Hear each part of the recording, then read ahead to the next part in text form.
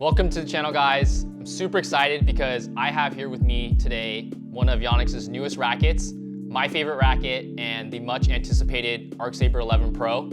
The original version actually came out back in 2013, and it's been one of their top selling rackets over the last decade. Personally, I've been playing the Saber 11 since its release in 2013, so a little bit over 9 years now.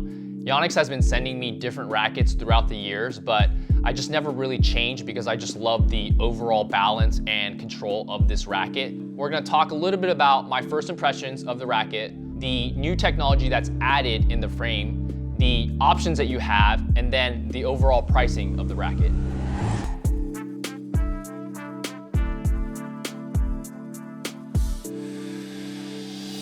At first glance, you'll notice that you have a completely new color scheme. If you guys remember, the original Saber 11 was red with yellow, and it was a completely glossy paint. And then a few years ago, they decided to change the yellow accents to a blue accent, but still with the glossy paint. Now you'll notice in this new Saber 11 Pro, you get the flagship red, but it's completely matte. And then you also get it accented with a matte gunmetal gray, which is super nice. And the other thing you'll notice is you'll get your original black grip that most people will just overlay with their choice of synthetic grip or towel grip.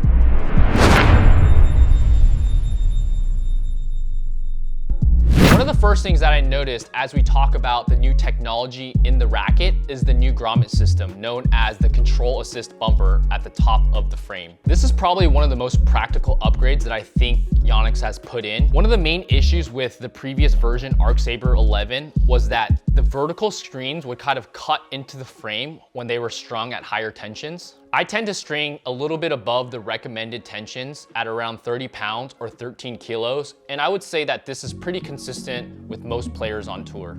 With this control assist bumper, it actually really prevents the string from cutting into your frame. To show you guys what I mean, I have here with me actually a few of the first generation Saber 11. Here is one of the original Saber 11s with the original grommets. If you look closely, the original grommets are actually indented by the strings already, which is why you have to rotate the grommet. And if you look in between the grommets, you'll actually see that the string is cutting into the frame of this one. Over time, I've actually had a few frames where the string completely cuts through the frame of the racket. To remedy this, I actually had the Yonex stringing team switch out some of the original grommets on my racket to kind of have these individual bumpers to just prolong the longevity of my rackets. With the control assist bumper, it actually gives you full coverage over the entire top of the frame and prevents any unwanted movement of your strings as well.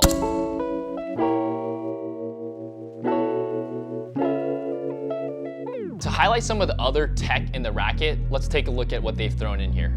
We have the trademark isometric racket head that gives you a supposed 7% larger sweet spot compared to a typical rounded frame. Around the frame, you actually have a standard solid core to prevent miscellaneous vibrations at impact. You have an ultra PEF polyethylene fiber shaft, which is extremely light, but also maintains durability during flex and shock absorptions. You also have Yonex's new super slim shaft, which kind of reduces the air resistance in your swings as well.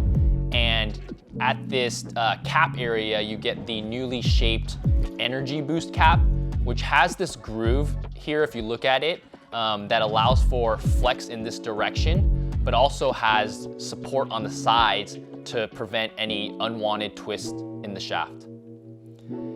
Here you have a proprietary T-anchor, which is what they call it. You can't see it, but it's placed here where the frame kind of intersects with the shaft. And the entire racket is made up of this super high modulus graphite material throughout the entire racket. The other thing that Yonex has kind of highlighted is that it has this box frame in this area of the racket, which gives you an extra stiff profile throughout the frame. So the new Saber 11 family actually has 3 versions to it. You have a Pro version, which is the one I have here. You have a tour and a play version. You're actually gonna have the 3U weighted version of this racket with either G4 or G5 grip size. And then you're gonna have the other 4U weighted version of this racket with also the G4 or G5 grip options as well. Now, the last thing is pricing. The recommended retail price I think that I've been seeing for this racket is around $235 US, which is kind of in line with most of Yonex's high-end rackets. But keep in mind, you guys, that their high-end rackets don't come pre-strung, so you're gonna have to factor that into your cost as well. So I already have mine strung right here actually with Aerobite at 30 pounds. So let's go test this thing out.